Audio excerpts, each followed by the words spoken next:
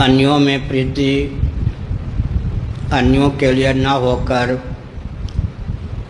आत्मा के लिए होती है। आत्मा में प्रीति किसी अन्य के लिए न होकर आत्मा के लिए ही होती है।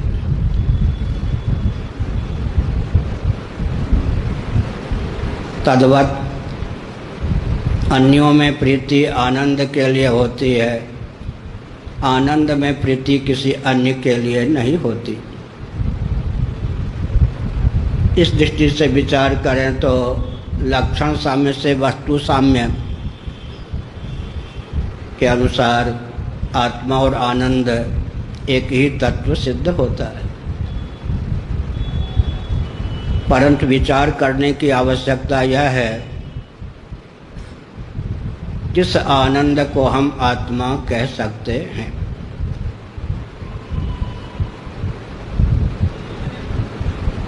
अभीष्ट शब्द स्पर्श रूप रस गंध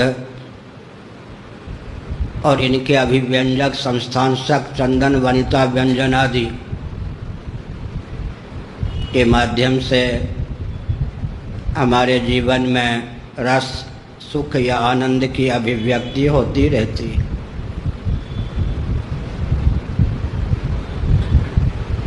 स्वप्नावस्था में भी यह गाथा पूर्वक चर्चार्थ होती है। वहाँ भी अभीष्ट शब्द स्पर्श रूप रस गंध और इनके अभिव्यंजक संस्थान शक चंदन वनिता व्यंजनादि के माध्यम से आनंद रस या सुख की अभिव्यक्ति और अनुभूति होती है। परंतु जागर दशा का आनंद हो तो स्वप्न दशा का आनंद हो तो इनका त्याग किए बिना गाढ़ी नींद की समुपलब्धि सर्वथा असंभव है। ऐसी स्थिति में जागर दशा में जो आनंद या रस या सुख की अनुभूति होती है, तद्वत स्वप्नावस्था में जो आनंद रस या सुख की अनुभूति होती है,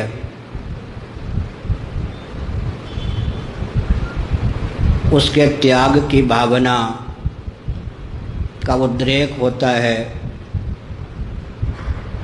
और उसके त्याग में जब हम सफल होते हैं तभी हमको गाढ़ी नींद या सुषुप्ति सुलभ होती है। जागर और स्वप्न में जो आनंद या रस सुलभ होता है वह अयोग के गर्भ से टपकता है और वियोग रूप गर्त में जाकर समा जाता है। एतावता उसमें आनंद रस या सुख की ऐसी परिभाषा चरितार्थ नहीं होती जिसके आधार पर हम उसे आत्मा कह सकें। आत्म तत्व वह है जो अयोगास्पद संयोगास्पद या वियोगास्पद नहीं होता। अनात्मा वह है जो अयोगास्पद संयोगास्पद और वियोगास्पद होता है। यह शरीर माता पिता के गर्भ में आने के पूर्व अयोगास्पद था, अब संयोगास्पद है। आज न सही कल एक दिन वियोगास्पद सिद्ध होगा ही। प्रामाणिक रीति से विचार करने पर वियोगास्पद है ही। इसलिए यह आत्मा नहीं हो सकता।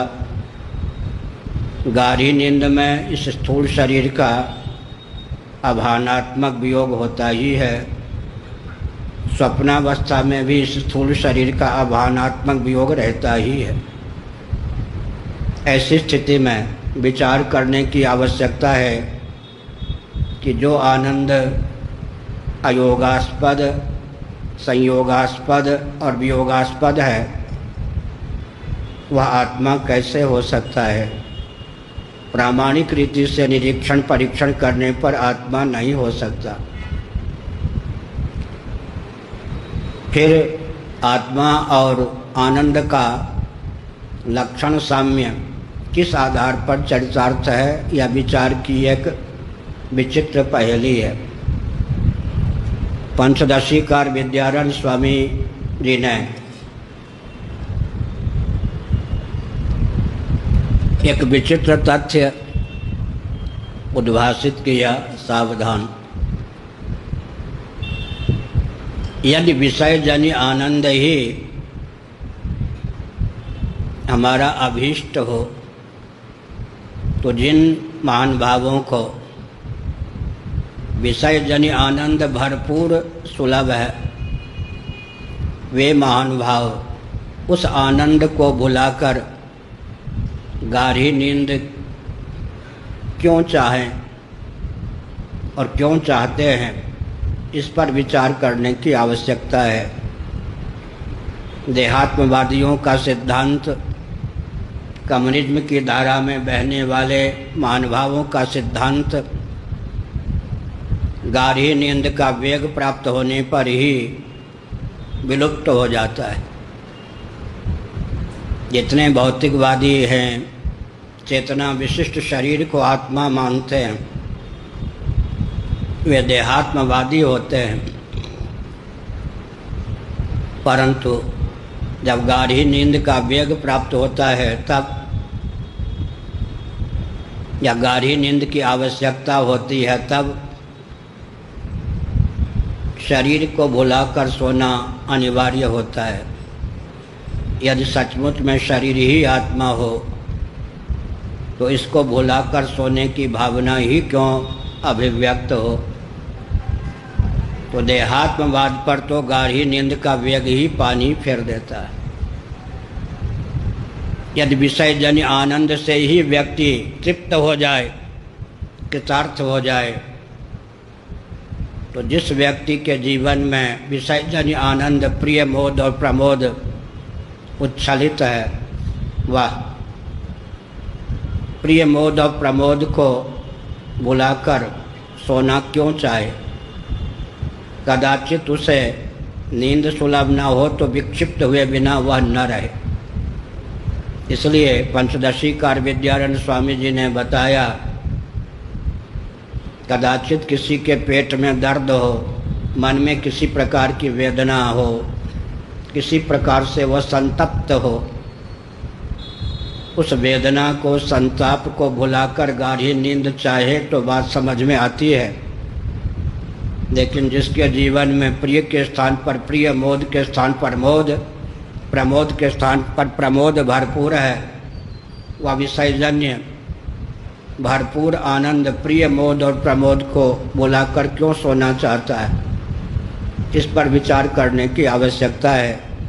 और आनंद को भी भुलाकर सोने की भावना भौतिकवादियों के सिद्धांत पर पानी फेरने में पर्याप्त है। पंचदशीकार विद्यारण्य स्वामी जी ने बताया, जहाँ विषय जन्य आनंद होता है वहाँ त्रिपुटी होती है। कल्पना कीजिए, किसी पुष्प का दर्शन करके मुझे आनंद प्राप्त हो रहा है, तो वह पुष्प भोग्य है। जो आनंद की अनुभूति हो रही है वह भोग है और मैं भोगता हूँ। जहाँ विषयजन्य आनंद होता है वहाँ त्रिपुटी सुनिश्चित है। जहाँ त्रिपुटी सुनिश्चित है वहाँ द्वैत सुनिश्चित है।